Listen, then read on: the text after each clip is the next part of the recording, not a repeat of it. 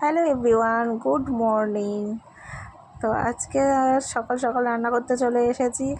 নিয়ে এসেছি একটা নতুন রেসিপি, সেটা হচ্ছে দুধ শুক্তো। তো চলো আমি কিভাবে দুধ শুক্তো করি সেটাই তোমাদের সাথে শেয়ার করব। তো দেখো, ডাঁটা, আলু, কলা, একটু বরবটি ছিল, করলা ছিল, বেগুনটা ঘরে ছিল না বলে দিতে পারিনি, তো এর সাথে বেগুন দিলে আরও ভালো লাগে। তো ওগুলোকে, সবজিগুলোকে একসাথে কেটে ধুয়ে নিয়েছি। তো দেখো, এদিকে কড়াই বসিয়ে দিয়েছি, দিয়ে কড়াইটা হালকা একটু গরম হয়েছে। তো এর মধ্যে দিয়ে দিলাম পরিমাণ মতো সর্ষের তেল। তো সর্ষের তেলটা একটু গরম হতে দেবো।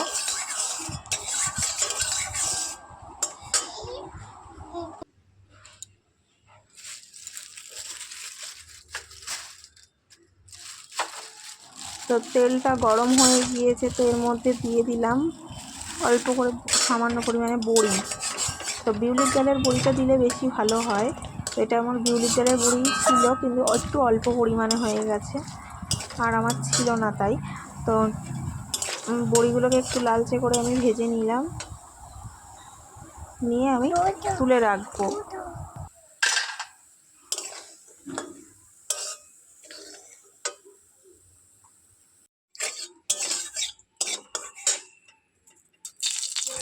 বড়িগুলো তুলে নেওয়ার পরে ওই তেলের মধ্যেই দিয়ে দিলাম তেজপাতা। তো তেজপাতা দিয়ে আমি এবার দিয়ে দিলাম 5 ফোড়ন।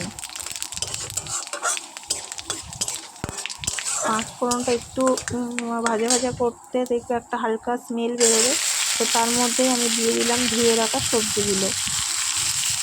তো পুরো সবজিটাই আমি একসাথে দিয়ে দিলাম। অনেকে আছে আলাদা আলাদা করে ভেজে নেয় সবজিটা, কিন্তু আমি অল্প বলেই আমি একসাথে দিয়ে দিয়েছি, যাতে অনেকটা বেশি পরিমাণে হয় তখন পুরো আলাদা আলাদা করেই সবজিগুলোকে ভেজে নিতে হয়। তো আমি সবজিটাকে ভালো করে ভেজে নেব।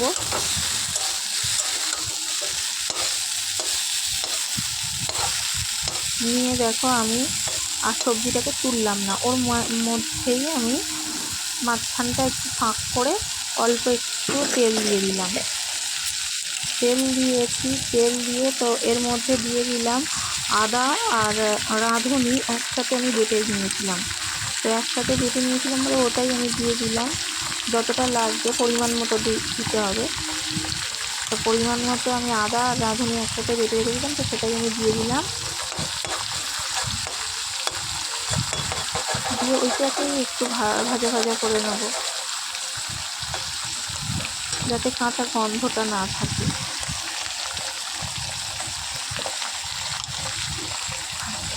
দেখো,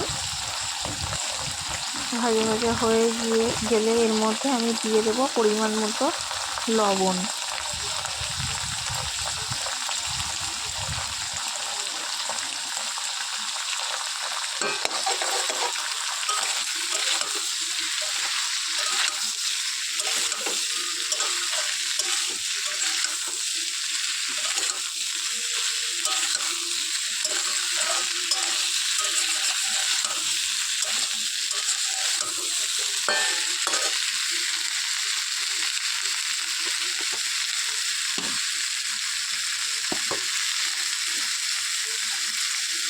তো লবণ দিয়ে নাড়াচাড়া করার পর দেখো, দিয়ে দিলাম আমি পরিমাণ মতো হলুদ গুঁড়ো।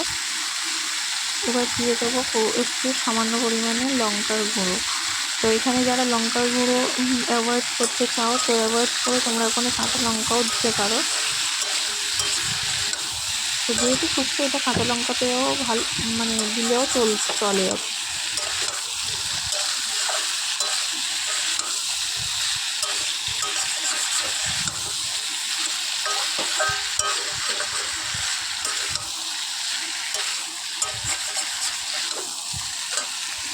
তো দেখো, ভালো করে আমি ভেজে নেব।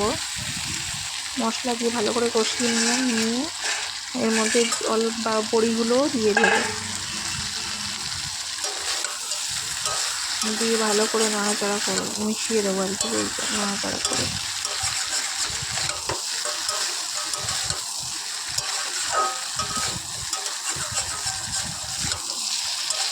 তো পুরো রেসিপিটা তোমরা দেখতে থাকো।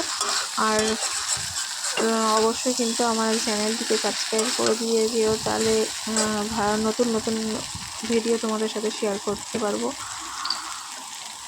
তো দেখো নাড়াচাড়া করতে করতে তারপরে আমি দিয়ে দিলাম এখানে পরিমাণ মতো একটু জল দেবো, যাতে সবজিগুলো সেদ্ধ হওয়ার মতো।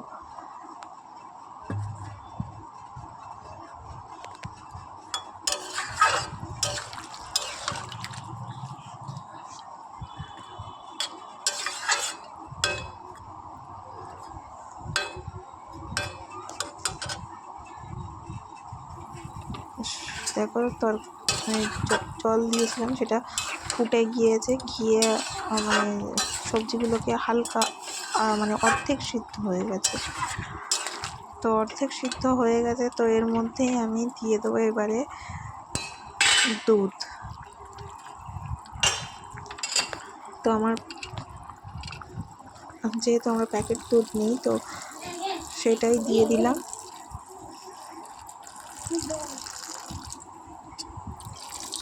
দুধটা একটু বেশি পরিমাণে হলে ভালো হয়।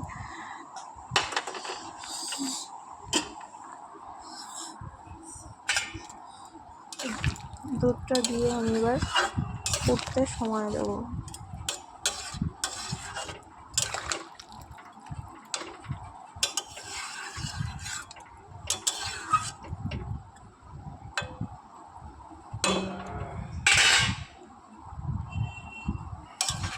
তো দেখো ফুটে গিয়েছে, পুরো শুক্তোটা রেডি হয়ে গেছে, আর একটু বাকি আছে। তো পুরো ভিডিওটা দেখে তোমাদের কেমন লাগলো অবশ্যই কিন্তু কমেন্টে জানিও। আর পারলে বাড়িতে একবার ট্রাই করে দেখো, মানে শুক্তো দিয়েই ভাত খাওয়া হয়ে যাবে, পুরো এক থালা ভাত খাওয়া হয়ে যাবে। তো আমার তো হয়ে যায়। তো দেখো এবারে আমি দিয়ে দিলাম এর মধ্যে একটু গরম মশলার গুঁড়ো দেবো আর একটু ঘি দেবো।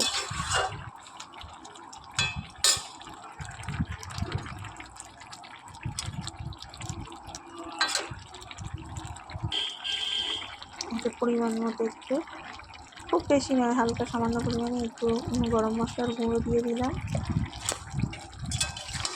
দিয়ে এটাকে মিশিয়ে দেবো। খুব বেশি ঝোল ঝোল রাখবে না, আবার খুব বেশি শুকনোও করবে না, হালকা হালকা থাকবে, তাহলেই সুন্দর লাগবে।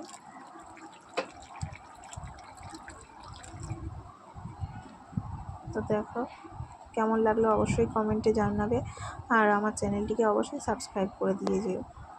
আজকের মতো টাটা।